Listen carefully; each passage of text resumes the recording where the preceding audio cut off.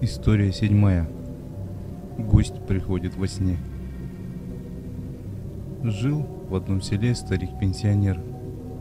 Дом у него был большой, а у него никого не было.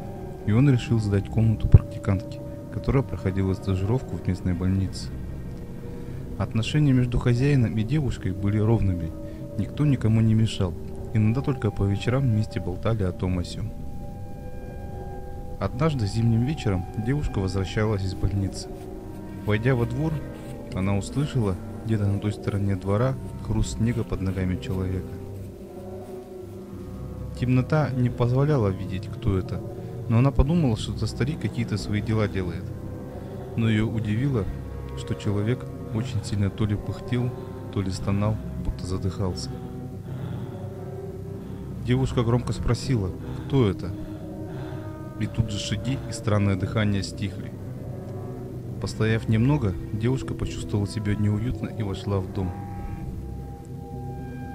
Старик сидел у печи, и она поняла, что это никак не мог быть он.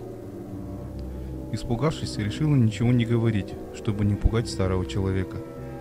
Сели ужинать, и девушка заметила, что старик необычно грустен. На ее вопрос он ответил: «Лег после обеда вздремнуть, и мне приснился младший брат, который умер 20 лет назад. Все звал меня пойти с собой, но я отказывался. Плохая это примета».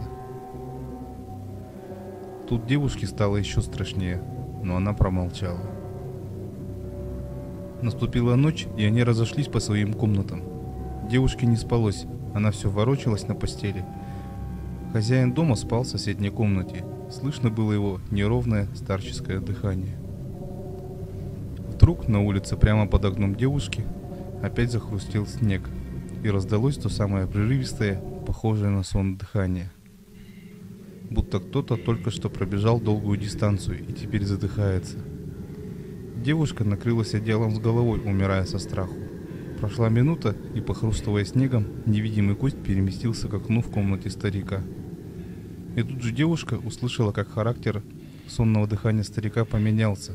Он тоже начал пыхтеть и хрипеть, беспокойно метаясь по постели. Девушка подумала, что его надо бы разбудить, но гость за окном тоже дышал почти в унисон со стариком, и она побоялась вылезти из-под одеяла. Не знала, сколько это продолжалось, и в итоге уснула. Наутро, когда рассвело, первым делом вышла на улицу и исследовала снег. Никаких следов под окном не было. С облегчением вздохнув, она зашла завтракать. Старик был еще более мрачен, чем вчера.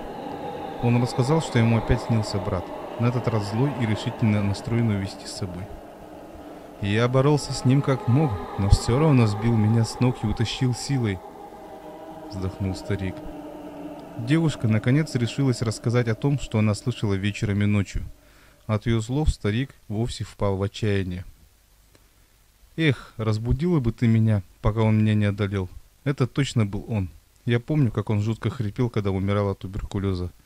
Теперь оконченный человек». И действительно, не прошло и недели, как старик слег с пневмонией и так и не смог оправиться. Похоронили его рядом с братом, а девушке пришлось переехать к другой семье.